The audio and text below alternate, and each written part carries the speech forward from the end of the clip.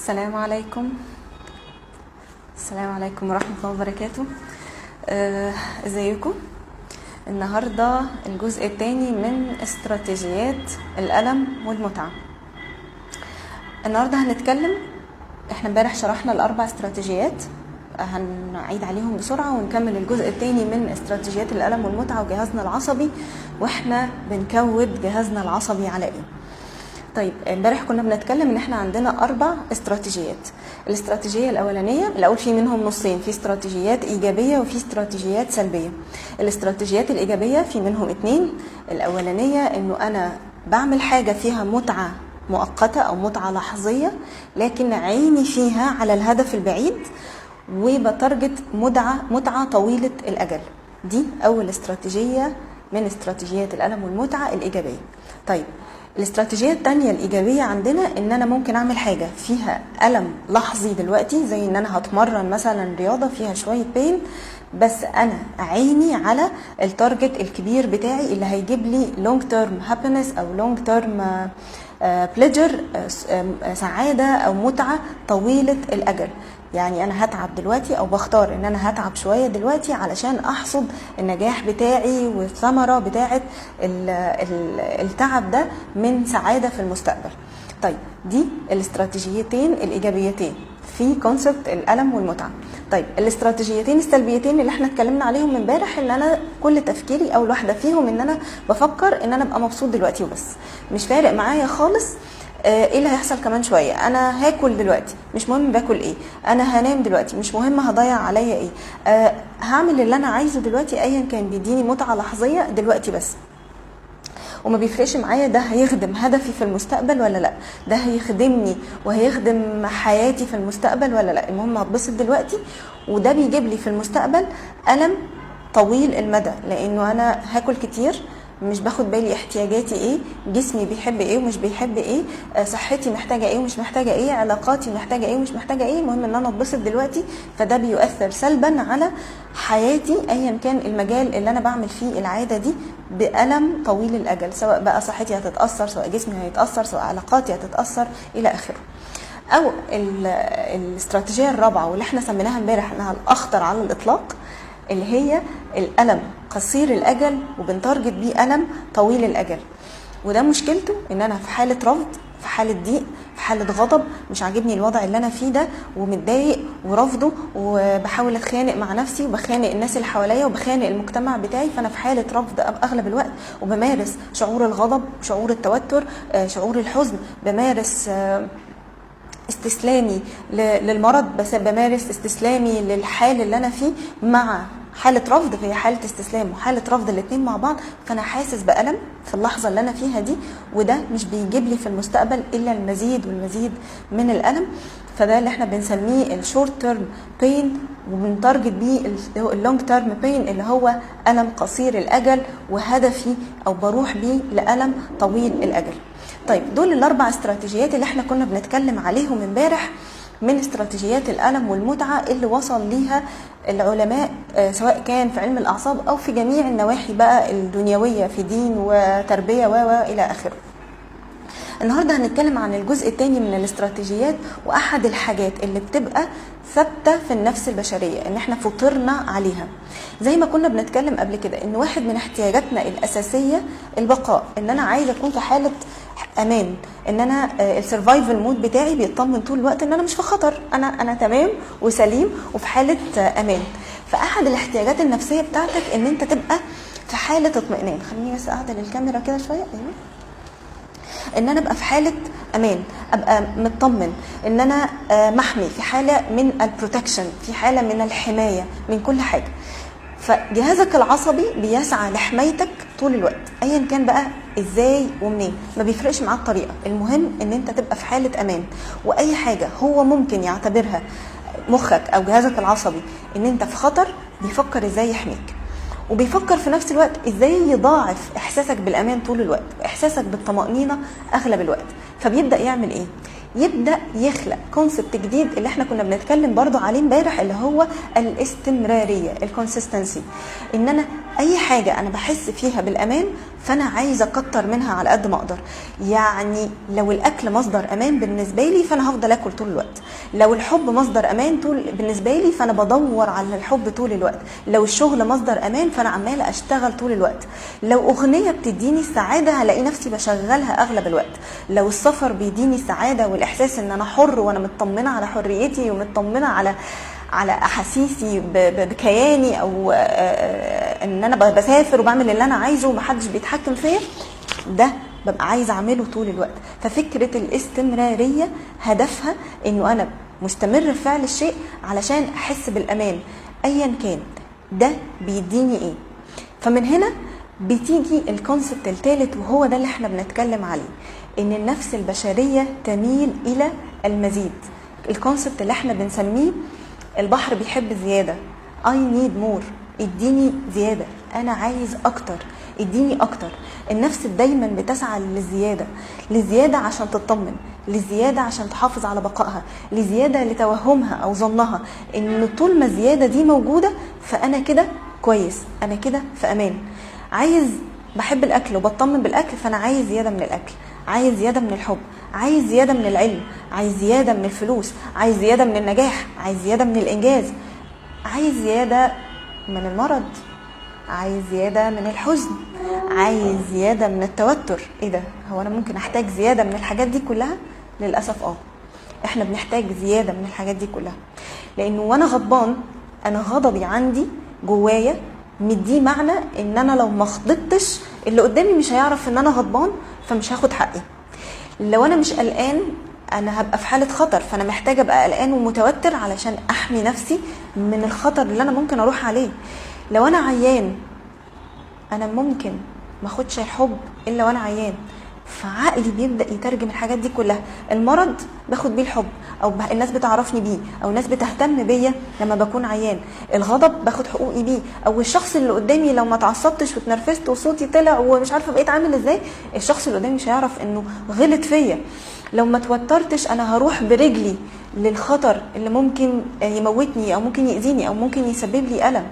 فحتى الحاجات دي كلها احنا بنمارسها وبنسعى ان احنا ناخد الزيادة منها، لان المعاني اللي احنا حاطينها فوقيها هي معاني مغلوطة. وهو ده اللي بيخلق الاستراتيجيات السلبية اللي احنا كنا بنتكلم عليها. انه انا بيتهيألي لو في متعة قصيرة الاجل انا اهم حاجة بالنسبة لي اتبسط دلوقتي، ايا كان بقى الانبساط ده جاي ازاي. هتنام، عايز تنام اكتر، النوم بيجر نوم، حتى احنا بنقولها في الكلام العادي، النوم بيجر نوم، الراحة بتجر راحة، الكسل بيجر كسل. الحاجة اللي انت بتعملها جسمك عايز منها اكتر. فلما بتكون دلوقتي دماغك متبرمجة على ان انت عايز تتبسط بس علشان اتبسط دلوقتي، فالفطرة بتاعتك او الحاجة اللي جواك اللي بتسعى لفكرة الاستمرارية وطلب المزيد اللي بيحصل في اللحظة دي، ان عايز اكتر، فعايز اكتر، عايز اكتر، اتبسط دلوقتي، مش فارق، هناكل اكتر، هننام اكتر، هنلعب اكتر، هنهرب اكتر، هنبعد اكتر، هنحب اكتر، هنتعلق اكتر. ايا كان بقى اللي احنا بنطلبه ده ايه بالظبط، بس دي العاده اللي احنا بنرتبط بيها اكتر، لان عايز اكتر، انا I need more، انا اديني اكتر. البحر بيحب زياده حتى لو ده هيوديني الخطر. في الحالات السلبيه اللي هو انا في حاله الم دلوقتي وبتارجت بيه الم طويل الاجل، اللي هو الاكتئاب، الحزن. الاكتئاب في حد ذاته وجوده او الحزن الشديد بيشبع احتياجات. عقلك فهم كده انه انت بتبعد عن خطر، بتبعد عن الناس اللي بتضايقك، او قد ايه انت محبط في الدنيا واحلامك والاكسبكتيشنز بتاعتك وتوقعاتك عن الحياه، فانت بتبعد وبتحمي نفسك، فانت عايز اكتر من الحمايه، فبتخش اكتر في الحزن. زي ما قلنا الغضب بتعرف الناس اللي قدامك قد ايه هي بتغلط فيك وقد ايه هي بتاذيك، فيبقى الغضب حمايه. الغضب حاجه بتعرفني ان انا موجود، او حاجه بتعرف الناس ان انا موجود وان انا ليا حقوق، فبتغضب زياده. البحر بيحب الزياده، فتلاقي نفسك تخش من حاله غضب، من حاله حزن، من حاله مرض وزعل وقلق وتعب للي اكتر، للي اكتر، او معنى صح بتنزل فيها اكتر بقى، ان انت بتخش في المرض اكتر، وبتخش في الغضب اكتر، وبتخش في الحزن اكتر، وتخش في طور الاكتئاب اكتر، وتعب بيجر تعب. علشان كده الاستراتيجيه دي خطيره جدا، ان انت تبقى في حاله تعب والم وحاله رفض، فالرفض بيجر رفض، والزعل بيجر زعل، فتلاقي نفسك انت بقيت في لوب، في دوامه مش عارف تخرج منها، لان في فطره جواك او في حاجه، قانون فيك بيحب الزياده، لانه بيدور على الامان. مشكله ده ايه بقى؟ مشكلته انه الامان ممكن يجي في صور مختلفه، زي ما احنا كنا بنقول انا بحب التغيير، حضرتك انا ما بحبش ان انا ابقى وضعي ثابت وحياتي ثابته، انا شخص بيحب التغيير جدا، انا شخص ما يعرفش يقعد، ده بجد مش بهزار، ما بعرفش اقعد على حاجه واحده، لازم اغير ولازم الدنيا تتغير ولازم يحصل تشينج ولازم ولازم لازم دي لوازم بالنسبه لي. لكن في اللحظه اللي بتكتشف فيها انه حتى التغيير بقى مصدر من مصادر الامان، وانك لو قعدت واستقريت وارتحت ده بالنسبه لك خطر، هنا بنبدا نفوق انه انا عايزه اسافر كتير، انا عايزه اروح كتير، انا عايزه اعمل كتير. طب ايه اللي في حياتي بياخد وقته؟ ايه اللي في حياتي بيركز جوايا؟ ايه اللي في حياتي بيستمر ويستقر؟ بلاقي نفسي مسحوبه لان انا عايزه اكتر، عايزه اكتر من اللي انا افتكرت ان هو ده الامان. فحتى اللي تشينج بيتحول معايا انه تغيير في تغيير في تغيير في تغيير، ده الامان بالنسبه لي. طب الاستقرار فين؟ الجسم ده محتاج يرتاح، لان التغيير ورا تغيير ورا تغيير ده ستريس، انا بمارس الاسترس من غير ما اخد بالي. انا عايزه اغير مكان شغلي، انا عايزه اغير طبيعه شغلي، انا عايزه اغير الناس اللي بعرفهم، انا عايزه اغير البلد اللي انا فيها، انا عايزه اغير، انا عايزه في حاله تغيير. فانا جسمي ماشي معايا في حاله التغيير دي كلها، فده كله ستريس. فالاسترس بقى دايره امان بالنسبه لي، فبقى تعبانه دلوقتي وبتارجت الم طويل الاجل. فدي مشكله. المشكله الاخطر بقى بالنسبه لنا انه كل ده، خلونا نمشيها كده بالتدريج تاني. احنا قلنا انه اول احتياج نفسي عندنا جوانا البقاء، فالامان ان انا ابقى في محمي وفي حاله امان. والامان علشان نوصل له بنبدا نخلق حاله الكونسستنسي او الاستمراريه باي حاجه، اني متعود اكل كتير، اتفرج على التلفزيون كتير، اتفرج على نفس الافلام كتير، اسمع نفس الاغاني كتير، اقعد مع نفس الناس كتير، اروح نفس الاماكن كتير، ما بعملش حاجه، انا في حاله كونسستنسي. او ان انا اسافر كتير او اغير كتير او اعمل اي حاجه كتير، في استمراريه في الاكشن اللي انا بعمله، لان الهدف منه بعدها ان انا عايز اشبع طاقه الزياده عشان اشبع الاحتياج الاولاني بتاع ان انا في حاله امان. فاستمر وخد اكتر، ادي البحر زياده. كل ده بيخبط في ايه بقى؟ من غير ما بناخد بالنا بيخبط في الكينونه، او في تعريفي لذاتي، او في الانا. انه من غير ما باخد بالي بلاقي ان مفيش حاجه كفايه. انا بطاقاتي، بقدراتي، بمعرفتي، بعلمي، مفيش حاجه كفايه. I need more، انا عايز اكتر، اديني اكتر. فمن غير ما اخد بالي بحط ليبل على نفسي وبحط قناعه على نفسي، انا مش كفايه، انا مش كفايه في شغلي، انا مش كفايه في علاقتي، انا مش كفايه بامكانياتي، انا مش كفايه في علمي، انا مش كفايه في ايا كان بقى. المش كفايه ده جاي في ايه؟ والحاجه التانيه ان مهما جالي ده مش كفايه. السعاده دي مش كفايه، انا عايز سعاده اكتر. الراحه دي مش كفايه، انا عايز راحه اكتر. الفلوس دي مش كفايه، انا عايز فلوس اكتر. العلم ده مش كفايه. ففي حاله عدم كفايه انا بمارسها، وكل ده بيوديني ايه؟ للاحساس بالخطر اكتر، لان انا مش كفايه، واي حاجه عندي مش كفايه.